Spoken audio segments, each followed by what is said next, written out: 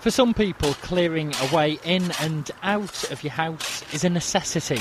I think it's a thing everybody should do, really, because once it freezes on it, and it's now minus 13 here, you know, it's a lot more difficult, as you've just seen me digging my car out, to get out of this slight incline here.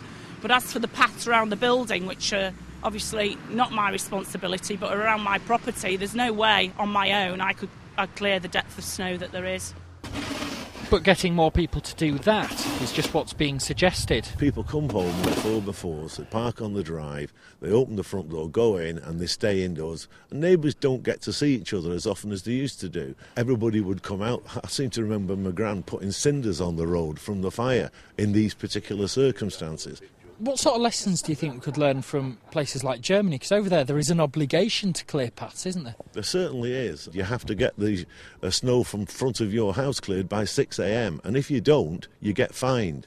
Well, I think that's probably a bit too extreme, but I do think the councils could do more and the communities could do more, working together. These sorts of streets are sadly never going to be a priority for councils to keep clear, so realistically it's probably always going to come down to the residents themselves. But for businesses, they already have to think about how clear their paths are. Very conscious. The last thing we'd want is somebody to fall on the way into our pub or the way out. We won't get customers if we don't look after them. And so this is our way of saying, yeah, we want you to be safe, we want you to come visit us.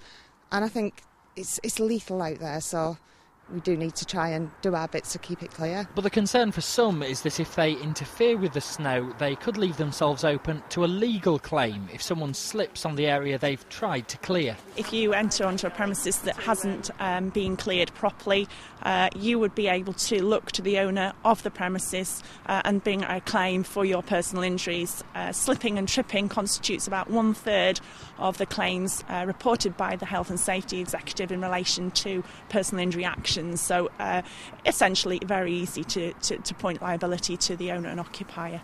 With freezing temperatures set in, the standing snow's not going anywhere quickly, so individuals and businesses will all have to decide whether to wait for the thaw or help it along themselves.